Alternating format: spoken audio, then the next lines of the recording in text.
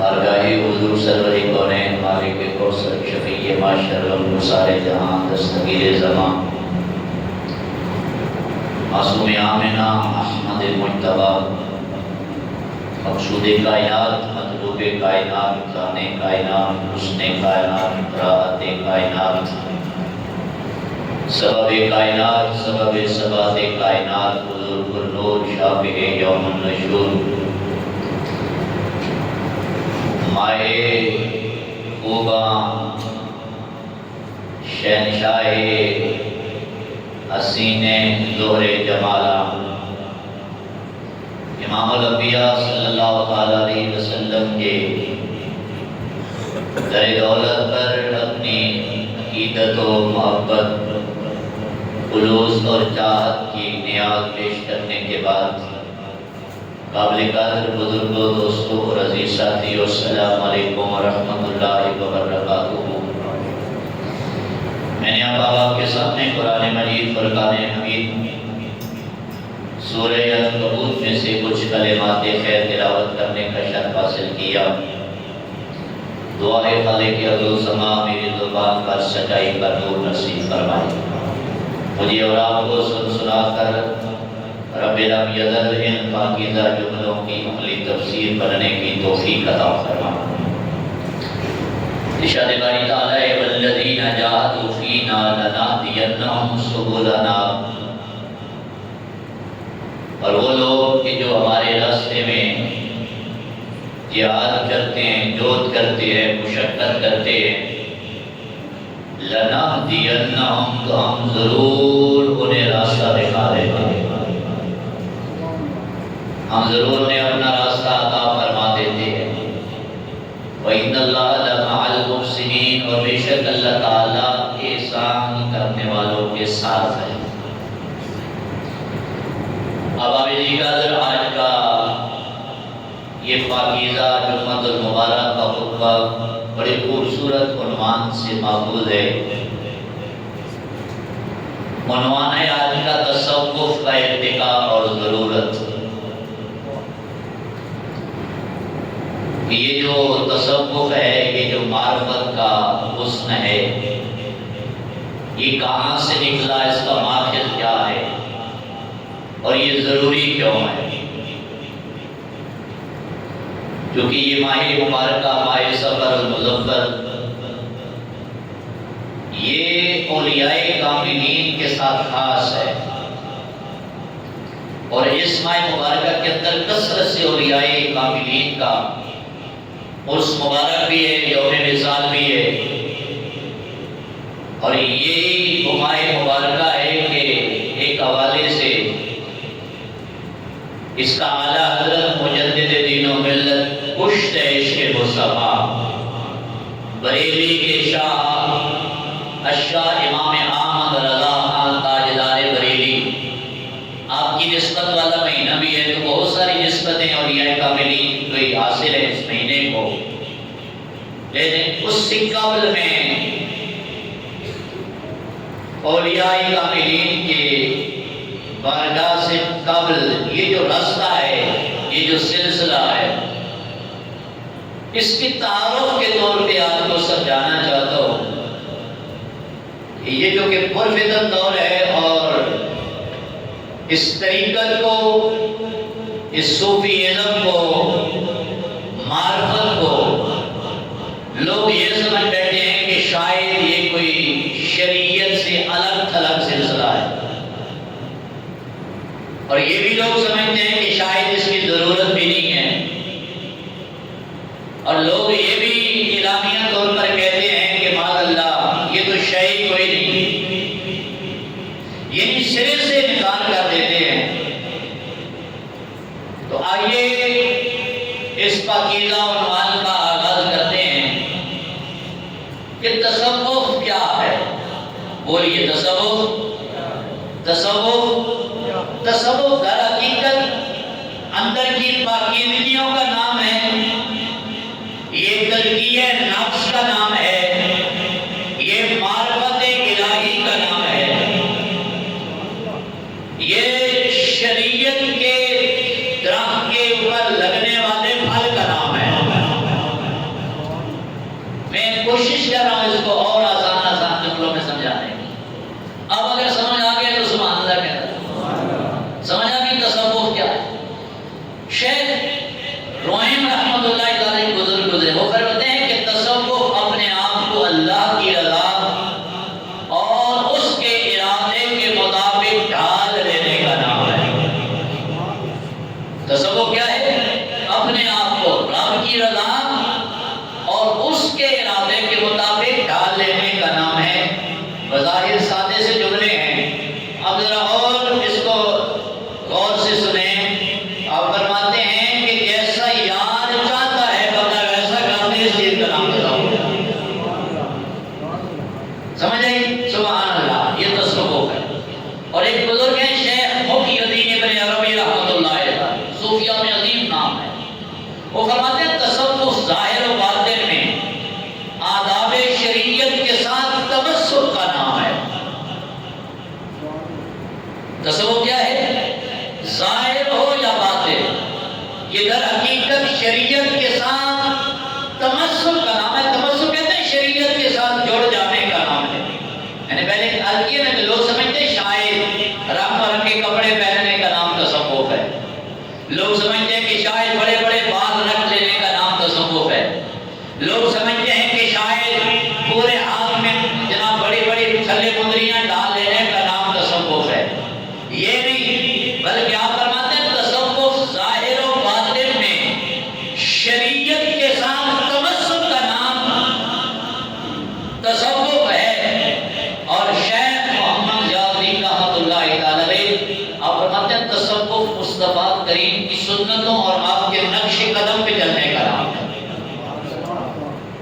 تصوف کیا ہے؟ آقا کریم صلی اللہ علیہ وسلم کی سنتوں اور آپ کے بتائے ہوئے طریقوں پہ چلنے کا نام کیا ہے؟ تصوف۔ اب اگر آپ کو یہ تعریف سمجھ آ گئی ہے تو میں اس کا خلاصہ بیان کر دوں تاکہ آپ کو سمجھ آئے۔ یہ تعریف آپ کے ذہن میں ہوگی تو کبھی ایک نمبر اور دو نمبر میں فرق کرنے میں کبھی مشکل نہیں آئے۔ جس کا ظاہر شریعت کے خلاف نظر آئے سمجھ جاؤ وہاں تصوف کا دور کبھی نظر نہیں آ سکتا، وہاں پہ معرفت نہیں مل سکتی، کیونکہ پہلے سید حضور جادو میں جسٹس پیر محمد کرم شاہ لدری رحمت اللہ تعالیٰ فرماتے ہیں شریعت درخت ہے اور طریقت اس پہ لگنے والا پھل ہے، تو یہ ہو نہیں سکتا کہ درخت کے بغیر پھل آ جائے۔ تو اس لیے وہ فرماتے ہیں تصوف حضور کی سنتوں اور آپ کے نقش قدم پہ چلنے کا نام ہے۔ اچھا، حضرت جنید بغدادی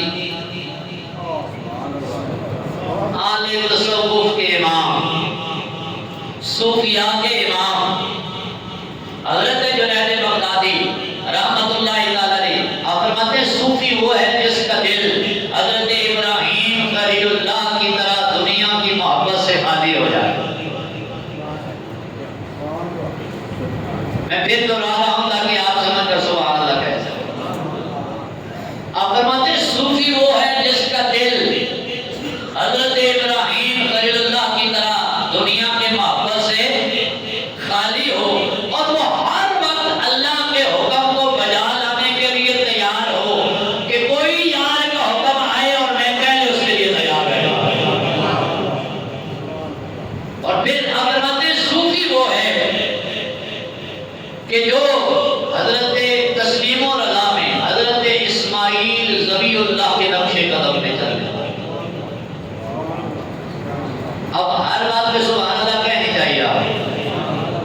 تسلیم و رضا میں صوفی کی تعریف ہو رہی ہے، تسلیم و رضا میں، مان لینے میں۔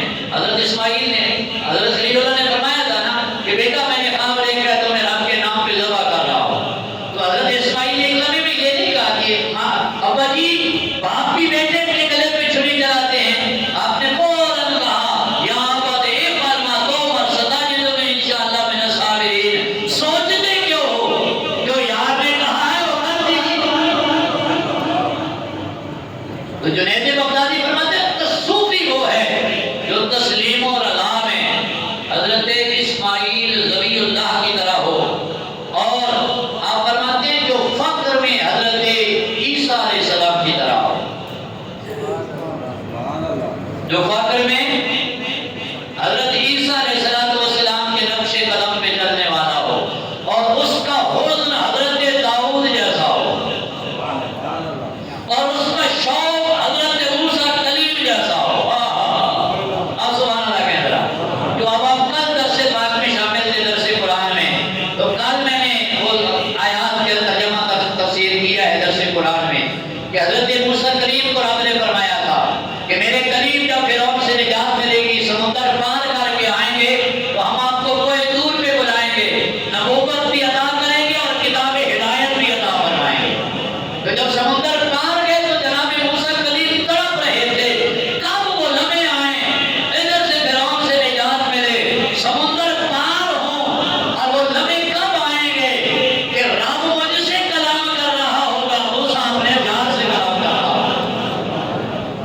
یعنی شوق کرتا رہا تھا موسیٰ کلیم کو۔ حضرت جنید بغدادی فرماتے ہیں صوفی وہ ہے جس کا شوق جناب موسیٰ کلیم جیسا ہو، اور جس کا صبر حضرت ایوب علیہ السلام کے صبر کی مثل ہو، اور جس کا اخلاص نبیوں کے تاجدار جیسا ہو۔ اب آپ یہ دیکھیں یہ نبیوں والی شانیں ہیں صوفیاء، یہ ساری میں نے جو بیان کی یہ نبیوں والی شانیں۔ حضرت جنید بغدادی فرماتے صوفی سونے والی شخصیت کو نہیں کہتے، شریعت کے باغی کو نہیں کہتے، شریعت وہ ہے جن کی زندگی میں نبیوں والا حسن رمضان بنا ہے۔ سبحان اللہ، اسے تصوف کہتے ہیں۔ اسے کیا کہتے ہیں؟ تصوف۔ اور ایک تعریف یہ بھی کی ہے بڑی خوبصورت کہ الصوفی ہوا من التصوف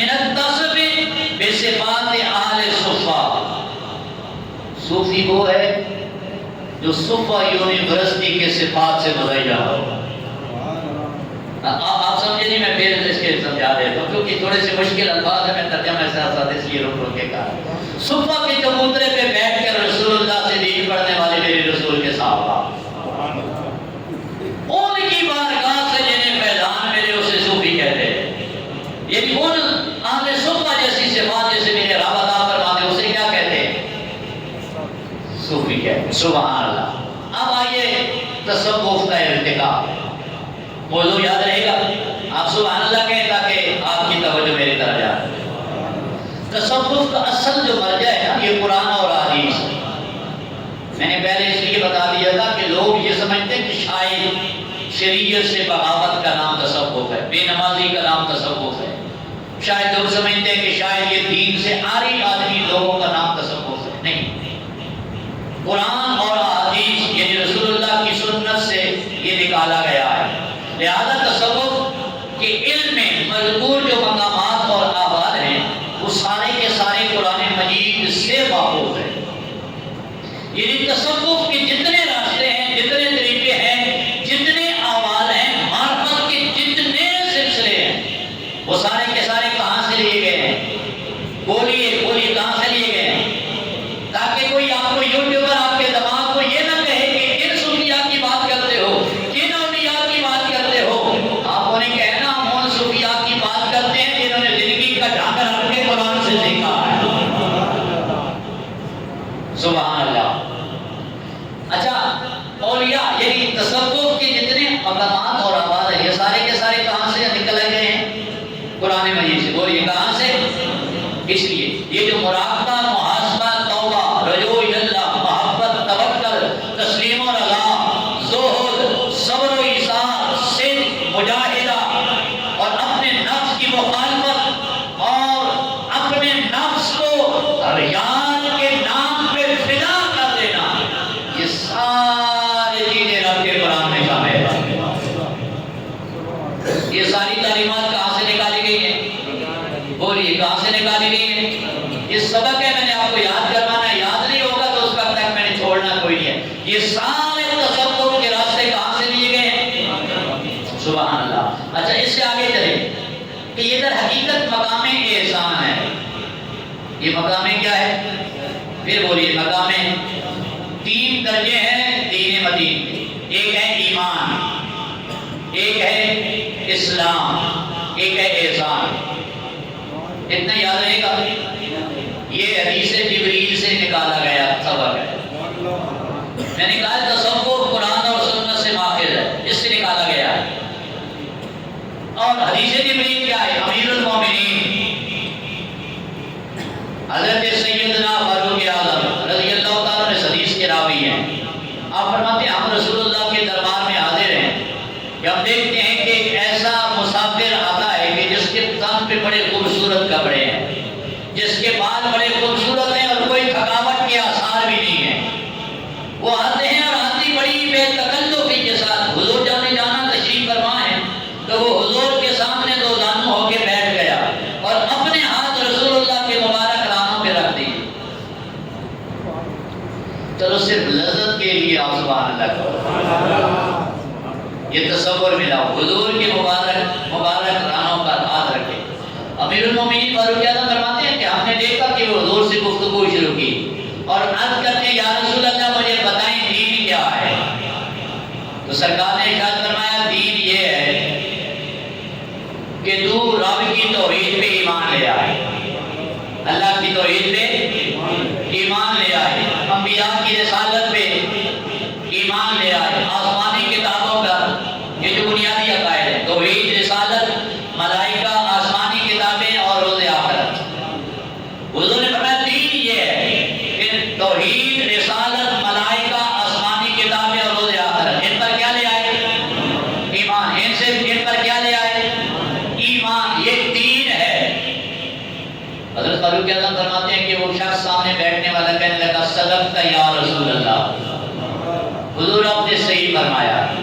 کہتے ہیں ہم نے تعجب میں پڑ گئے کہ ایک اس کی کیفیت پر سوال بھی پوچھ رہا ہے اور جواب ملنے پر کہہ بھی رہا ہے کہ بالکل ایسا ہی ہے جیسے آپ فرما رہے ہیں۔ عجب نظارہ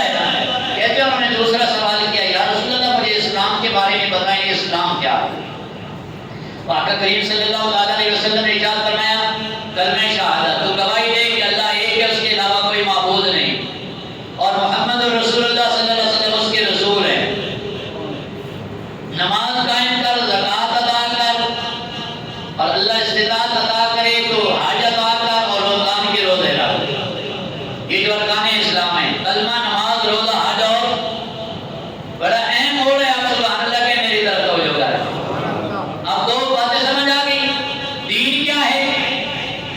بنیادی عقائد کا نام کیا ہے؟ توحید، رسالت، ملائکہ، آسمانی کتابیں، روز آخرت، یہ کیا ہے؟ دین۔ اسلام کیا ہے؟ کلمہ، نماز، روزہ، حج، اور کلمہ، نماز، حج، روزہ اور دو چیزیں ہو گئی، دین اور اسلام۔ جب حضور نے اسلام کی تعریف کی تو انہوں نے کہا صدقت یا رسول اللہ، یا رسول اللہ آپ نے صحیح فرمایا، یہی اسلام کا تعارف ہے۔ اچھا، پھر سوال کیا یا رسول اللہ احسان کیا ہے؟ احسان کیا ہے؟ والذین جاہدوا فینا لنہدینہم سبلنا وان اللہ لمع المحسنین۔ اللہ کریم فرماتے ہیں جو ہمارے راستے میں تھک کے آتے ہیں، ہم انہیں اپنے راستوں کا ہدایت کر دیتے ہیں، روشنیاں دے دیتے ہیں، معرفت عطا کر دیتے ہیں۔ وان اللہ لمع المحسنین، اور رب احسان کرنے والوں کے ساتھ ہو جاتا ہے۔ احسان کیا ہے؟ دین اسلام کی سمجھ آ گئی۔ تیسرا پوائنٹ ہے اسلام۔ انہوں نے پوچھا حضور اسلام کیا ہے؟ تو نبی پاک صلی اللہ علیہ وسلم نے احسان فرمایا احسان یہ ہے کہ تو عبادت ایسے کرے کہ رب کو دیکھ رہا ہے۔ میں ابھی بھی آپ کی توجہ کا منتظر ہوں۔ احسان کیا ہے؟ کہ عبادت یوں کرے کہ میں رب کو دیکھ رہا ہوں، اور اگر اتنا خشوع حضور نہیں ہے تو اتنا ہو کہ رب تجھے دیکھ رہا ہے، رب تجھے دیکھ۔ احسان یہ ہے یوں رب کے دربار میں کھڑا ہو کہ تو رب کو دیکھ رہا ہے، تو رب کو دیکھ رہا ہے، اور اتنا نہیں تو کم از کم اتنی توجہ ہو کہ میرا رب مجھے دیکھ رہا ہے۔ یہ احسان ہے۔ آج کرنے کا صدقت یا رسول اللہ، حضور آپ نے صحیح فرمایا، بالکل احسان یہی ہے۔ اب ذرا رپیٹ کریں، دین، اسلام، احسان۔ دین، اسلام اور یہ تین چیزیں مل کر پھر کمپلیٹ دین اسلام بنتا ہے۔ یہ پھر مکمل رسول اللہ کا کیا بنتا ہے؟ دین۔ ان میں سے کوئی ایک بھی نکال دیا جائے تو دین مکمل نہیں ہے۔ اچھا، دین اور اسلام کی تعریف تو میں نے کی ہے کہ وہ عقائد کا نام ہے اور اعمال، ارکان اسلام کا نام۔ یہ جو احسان ہے نا، اسی کو تصوف کہتے ہیں۔ نہیں سمجھے آپ؟ اسی کو کیا کہتے ہیں؟ تصوف۔ اسی کو اسلام، احسان کو کیا کہتے ہیں؟ پھر میں رپیٹ کر رہا ہوں، تصوف۔ احسان کو کیا کہتے ہیں؟ تصوف۔ اب پتہ چلا تصوف کے بغیر تو میرے نبی کا دین مکمل ہوتا ہی نہیں ہے، بلکہ رسول اللہ کے دین کی تصویر کو مکمل کرنے کو تصوف کہتے ہیں۔ دین کی مکمل تصویر کو کیا کہتے ہیں؟ یعنی دین کے جو درجے ہیں نا، ان درجوں کو مکمل کرنے کا نام احسان ہے، اور احسان در حقیقت تصوف ہے۔ احسان در حقیقت میں کیا ہے؟ تصوف۔ اور اس لیے اللہ کریم فرماتے ہیں میں کن کے ساتھ ہوں؟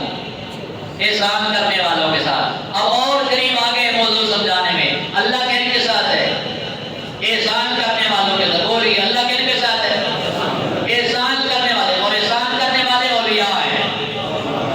احسان کرنے والے اولیاء۔ رزلٹ کیا نکلا؟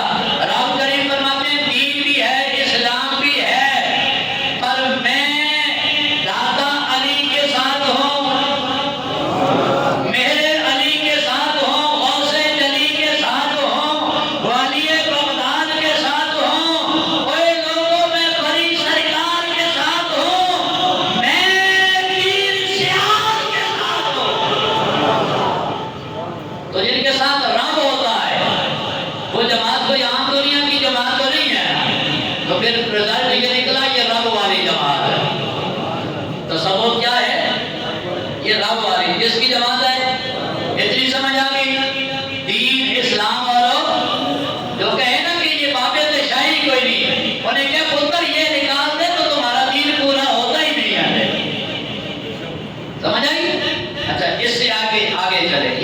سے شروع ہوا ہے تصوف۔ کریم آقا صلی اللہ تعالیٰ علیہ وسلم کی حیات ظاہری کے اندر اگرچہ یہ نام نہیں تھے، یہ نام نہیں تھے، لیکن یہ جو میں نے درجے گنوائے ہیں نا، دین، اسلام اور احسان، یہ سارا حسن جماعت صحابہ کی زندگیوں میں نظر آتا ہے۔ یہ ساری روشنی رسول اللہ کے صحابہ کی زندگیوں میں نظر آتی ہے۔ اچھا، وہ ایسے خوش بخت لوگ تھے کہ جن کی زندگی میں دین بھی ہے، اسلام بھی ہے اور ولایت کا نور بھی ہے۔ دین بھی ہے، اسلام بھی ہے اور ولایت کا نور بھی ہے۔ ایک ٹائم میں ساری شان رب نے رسول اللہ کے غلام صحابہ کو عطا فرمائی۔ اس لیے صحابی رسول جب آ جاتا ہے نا نام، تو پھر کسی اور نام کی ضرورت رہتی نہیں ہے، کیونکہ صحابیت کائنات میں سب سے بڑا منصب ہے۔ نبوت کے بعد صحابیت سب سے بڑا منصب ہے، اس لیے کہ اولیاء عبادت، ریاضت اور قلے کاٹنے کے بعد بھی اس مقام تک نہیں پہنچ سکتے جس مقام پہ رب نے صحابہ کو مقام دیا ہے۔ صحابی عمل سے نہیں بنتا، دیدار مصطفیٰ سے بنتا ہے۔ نبوت کے بعد سب سے بڑا منصب کون سا ہے؟ صحابہ۔ اچھا، لوگ جو ہم سے سوال کرتے ہیں نا، یہ جو اب تم نے سلسلے اولیاء شروع کیا وہ صحابہ کے دور میں تو نہیں تھا۔ میں نے کہا تھا صحیح، لیکن وہ تمہیں محبت والی اینت نظر نہیں آتی۔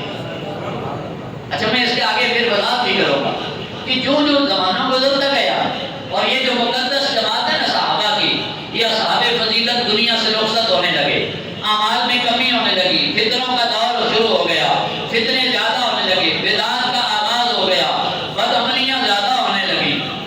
صحابہ کے دور میں تو دین بھی تھا، اسلام بھی تھا اور احسان بھی تھا، لیکن بعد میں جب وہ صحابہ تشریف لے گئے نا دنیا سے، تابعین اور تبع تابعین اور اس کے بعد کا دور آیا نا، آہستہ آہستہ اعمال کم ہوتے گئے، بدعمالیاں بڑھتی گئی، فتنوں کا دور آ گیا، تو یہ سلسلے آہستہ آہستہ کم ہوتے گئے۔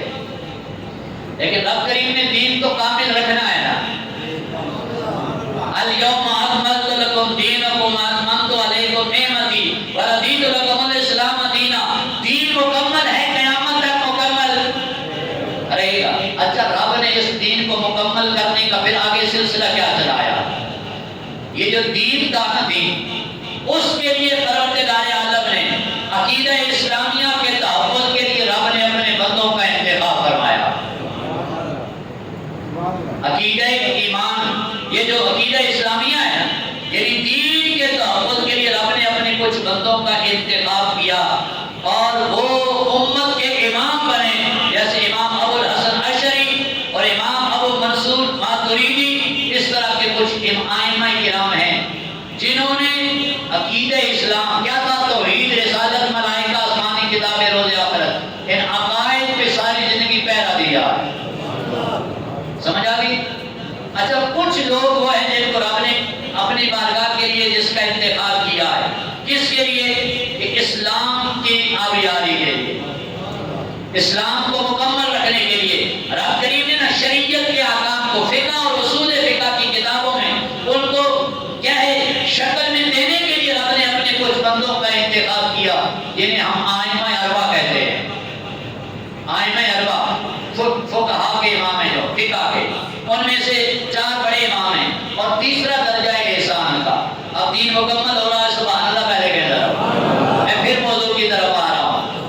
احکام شریعہ کے لیے بھی رب نے اپنے بندوں کا انتخاب کیا اور حق کا امام بنا دیا۔ دین اسلام، اسلام کی یعنی فقہ شریعت کے احکامات، ان کا بھی امام بنایا رب کریم نے، 4 فقہا کے امام بن گئے۔ پیچھے رہ گئے احسان، اور احسان کس چیز کا نام ہے؟ معرفت کا۔ احسان نام ہے تزکیہ نفس کا، احسان نام ہے اندر کے پاک کرنے کا۔ اس کے لیے بھی رب نے اپنے بندوں کا انتخاب کیا ہے۔ یہ جو تیسرا گروہ ہے، رب کریم نے اس علم باطن کے لیے اپنے بندوں کو انتخاب کیا ہے، اور جن کی ساری زندگیاں اللہ الغیوب رب العزت سے رابطے کا قواعد بیان کرتے ہوئے گزری ہے۔ یہ وہ گروہ ہے، یہ وہ مقدس نفوس ہے جنہیں اولیاء کہتے ہیں، جنہیں صوفیاء کہتے ہیں، جنہیں جماعت تصوف کہتے ہیں۔ اب سمجھ آئی کے لیے خود رب نے انتخاب کیا، تصوف کے لیے رب نے خود انتخاب کیا ہے، یہ کسی کا گھراؤ بنایا گیا، یہ عمل نہیں ہے، یہ پروردگار عالم کا اپنا بنایا ہوا راستہ ہے، سمجھ آئی؟ اچھا اس سے ایک قدم اور آگے چلے تو جب یہ صوفیاء کے امام بنے، سب سے بڑا نام حضرت ذوالنون مصری اور حضرت جنید بغدادی، یہ صوفیاء کے امام بنے۔ اچھا امام ابو القاسم قشیری رحمۃ اللہ تعالی علیہ، آپ فرماتے ہیں تصوف کا نام صحابہ کرام کے دور میں اگرچہ معروف نہیں تھا، بلکہ انہیں صحابہ کے نام سے یاد کیا جاتا، کیونکہ میں نے پہلے یاد کیا کہ صحابیت سے بڑا نام ہی کوئی نہیں ہے۔ ان کے بعد دیگر افراد نے تابعین اور تبع تابعین کے دور جل گزرے، ان کے بعد کہتے ہیں تصوف شروع ہوا، اور بعض علماء نے لکھا ہے کہ یہ تقریباً 200 سال بعد، صحابہ کے 200 سال بعد یہ سلسلہ تصوف شروع ہوا، اور پھر یہ علامہ ابن حجر حیثمی رحمۃ اللہ تعالی علیہ، آپ فرماتے ہیں رسول اکرم کے زمانے میں اگرچہ یہ علم تصوف موجود تھا، کیونکہ یہ سارے اصول قرآن اور حدیث کی روشنی میں موجود ہیں، مگر یہ تصوف اور صوفی نام بعد کی ایجاد ہے، کام وہی ہے، نام بعد میں رکھا گیا ہے۔ ابھی بھی میرا خیال میں آپ نے یہ جو صوفیاء کا کام ہے، یہ منصب ہے، تصوف ہے، یہ نام بعد میں آیا ہے، کام کون سا ہے؟ صحابہ والا، بولیے کام کون سا ہے؟ اور اونچا بات میں بولیے کام کون سا ہے؟ اچھا ایک جھلک میں تو کہا کہ یہ صوفیاء اہل تصوف، یہ تصوف صحابہ کے دور میں کیسا ہے؟ آج بھی یہ جو مرید ہوتے ہیں نا، مرید خاص اپنے مرشد کامل کی غلامی میں آ جاتے ہیں، تو جو مرشد کہتے ہیں وہ چپ کر کے کرتے رہتے ہیں، ایسا ہی ہے، ایسا ہی ہے نا۔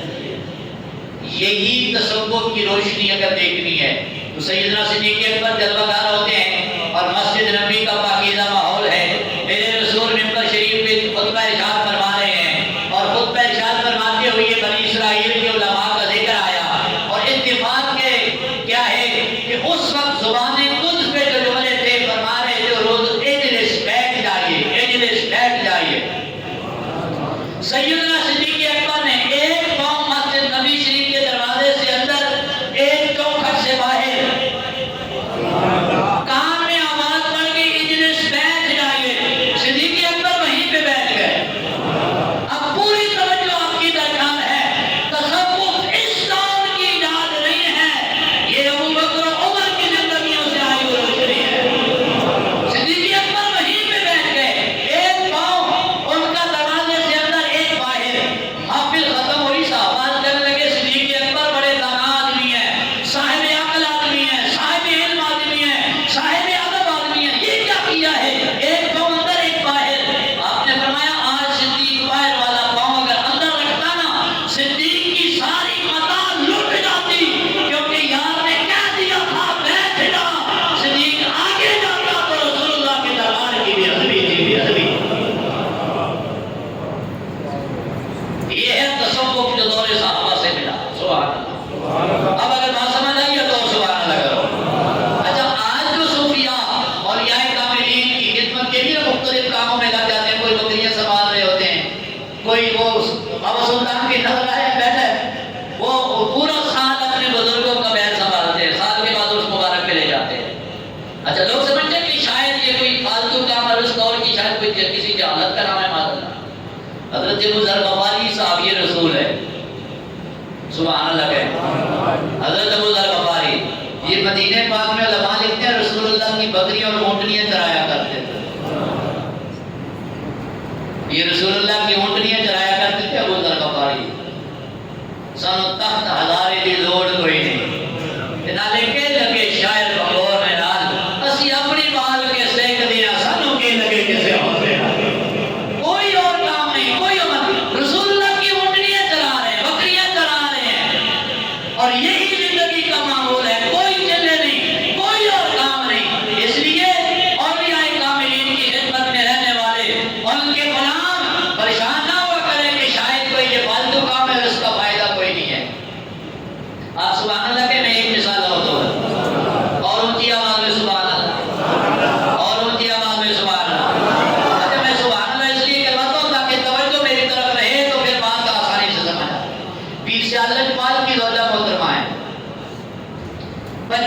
30 سال انہوں نے لنگر شریف پکا کے اپنے شہر کے مریدوں کو کھلایا. کتنے سال؟ 25 یا 30 سال چولہے پہ بیٹھ کے، آگ پہ بیٹھ کے 25-30 سال ہو گئے نا. تو 20 سال میں بعد کی بیوی ایک دن کہنے لگی حضور آپ کو ساری زندگی اللہ اللہ کرتے ہیں گزر گئی ہے تو میں نے چولہے پہ کھا چھوڑا ہے تے ہن اجازت دو میں بھی اللہ اللہ کرا، میں بھی رب نو منا لواں، میں بھی عبادت کر لواں. صوفیات کی باتیں کتنی پاکیزہ ہیں. معرفت کیا ہے؟ تو پیر سے اللہ نے بات پر رو پڑے. آپ فرمانے لگے یہ کیوں کہا ہے کہ تو نے یہ 30 سال کام کوئی بغیر عبادت والا کیا ہے؟ اچھا اگر تیرا دل مطمئن نہیں تو پیر سیال کی 30 سال کے سجدوں کی عبادت تو لے لے. 30 سال پیر سیال کے سجدوں کا حسن تو لے لے.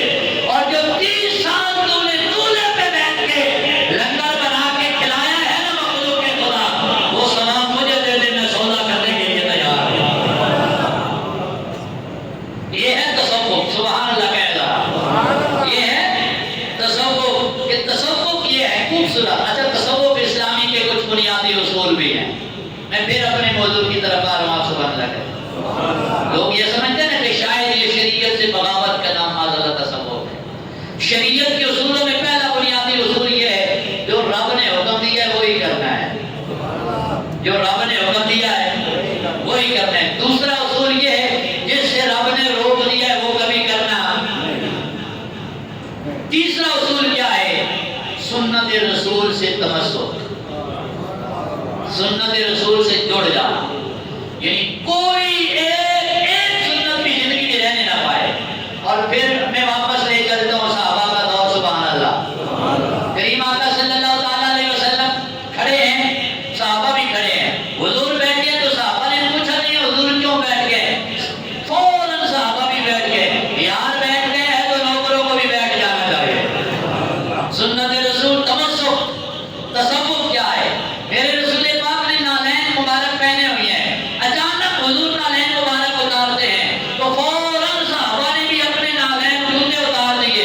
تم نے کیوں اتارے ہیں؟ یار اتارنا ہے تو ہمارا بھی کام کرنا ہے. کوئی پوچھا نہیں ہے حضور کس لیے اتارے ہیں. اچھا ایک دن میرے رسول، یہ میں ساری حدیث کا نچوڑ سنا رہا ہوں. ایک دن میرے رسول پاک کنویں کے اندر، کنویں کے منڈیر پہ کنارے پہ بیٹھے ہیں اور آقا کریم نے اپنے مبارک ٹانگیں نیچے لٹکائی ہوئی ہیں کنویں میں. صدیق اکبر آتے ہیں اور سلام کیا، حضور کے دستبوسی کی اور ٹانگیں ایسی لٹکائی ہیں جس طرح یار نے رکھی ہوئی ہیں. تھوڑی دیر گزری ہے فاروق اعظم آ گئے. حضور سے وہاں سلام ہوئی، ملاقات ہوئی اور کنویں کے کنارے پہ ایسے ہی بیٹھ گئے جس طرح حضور بیٹھے ہوئے ہیں. ابو بکر عمر تم نے ایسی حالت کیوں بنائی ہے؟ چپ کر، یار نہیں لے کر آ کیسے بیٹھا ہوا. یہ ہے تمسک سنت رسول سے. یہ بنیادی اصول ہے تصوف کے. اگر یہ روشنی جس کی زندگی میں نظر نہ آ رہی ہو تو سمجھ جاؤ یہاں ولایت کا نور ہو، یہاں ولایت کا نور ہو نہیں آ سکتا. اچھا ایک سبق اور تصوف کا موضوع کیا ہے؟ ذرا تقریب میں یاد کا سبق مشکل ہے لیکن میں سمجھانا چاہتا ہوں یہ تصوف کیا. سبحان اللہ ہے. تصوف کا موضوع ذات باری تعالیٰ ہے. تصوف کا موضوع کیا ہے؟ ذات باری تعالیٰ، یعنی اس کی معرفت حاصل کرنا. والذین جاہدوا فینا لنہدینہم سبلنا. رب کریم فرماتے ہو تیرے سانوں ڈھونڈن واسطے رات و دن مجاہدے کرنے میں، چلے کاٹنے میں. ایک ویلا آتا ہے کہ اسی انہوں اپنی بارگاہ کا منظر دکھا دینے. آسان میرے پاس مفہوم صاحب کا یہ نکلتا ہے. والذین جاہدوا فینا لنہدینہم. جو راستے کی تھکاوٹ کرتے ہیں ہمارے راستے پہ چل کے، ہم انہیں اپنا راستہ دکھا دیتے ہیں. تو تصوف کا موضوع کیا ہے؟ ذات باری تعالیٰ. ذات باری تعالیٰ. اچھا تصوف کی فضیلت میں دو باتیں عرض کر کے میں بس اختتام کر رہا ہوں. اہل تصوف کے اوپر اقتداء اور اتباع کا رنگ غالب آتا ہے. یعنی جب بھی دیکھیں گے کہ رب رسول کے حکم کی فرما برداری میں زندگی گزار ہے، کوئی اپنی مرضی نہیں. دوسرا کیا ہے؟ اہل تصوف کے مابین آپس میں الفت اور محبت ہوتی ہے. کبھی آپ نے نہیں دیکھا کہ تاجدار گولڈا پیر سے آگے جماعت سے کبھی کوئی عداوت رکھ رہے ہو. کبھی یہ نہیں دیکھا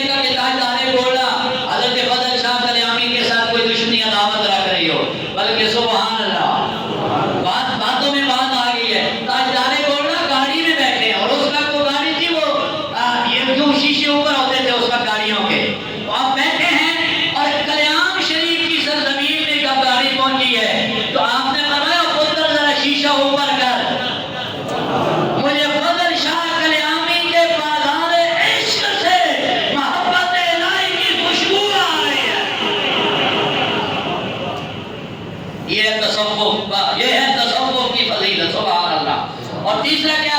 اہل تصوف کے ہاتھوں پر اللہ کی کرامات حسیہ اور معنویہ ظاہر ہوتی ہیں، یعنی جو کرامات۔ چوتھا ہے صوفیاء کے اللہ گناہوں سے پاک ہوتے ہیں، سبحان اللہ کہتے رہنا۔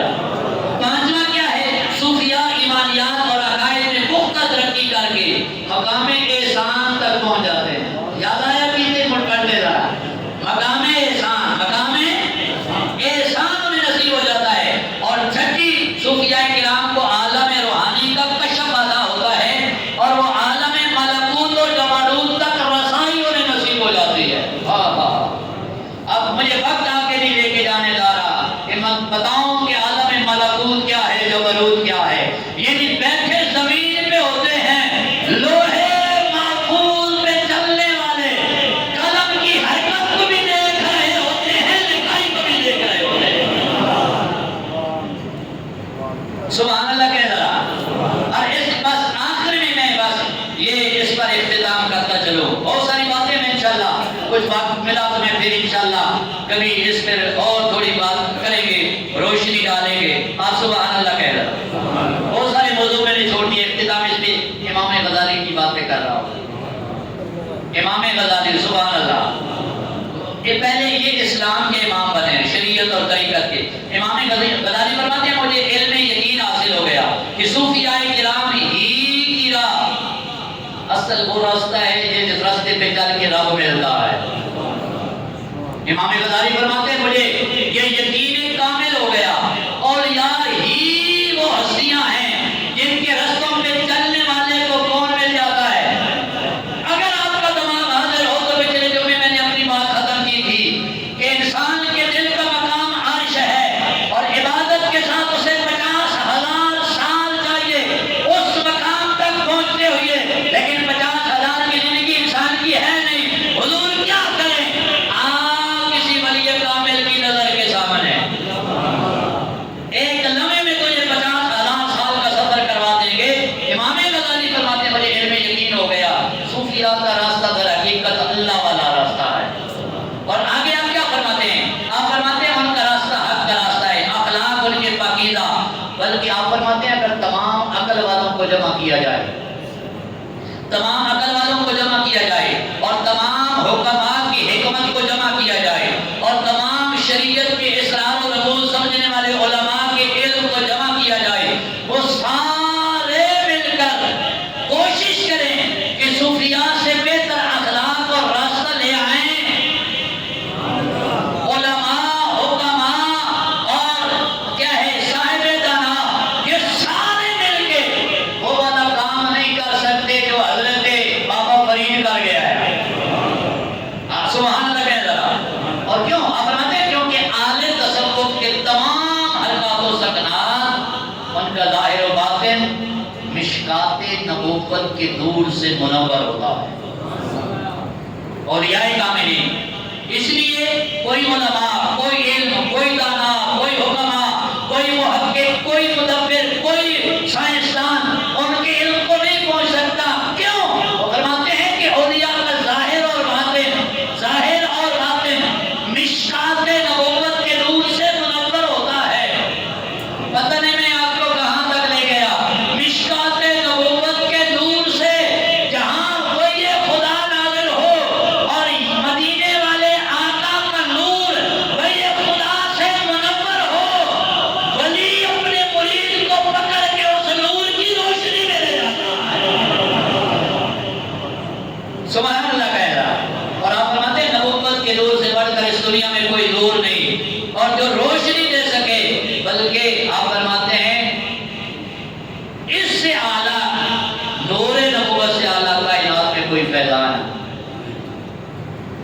اسے تصوف کہتے ہیں۔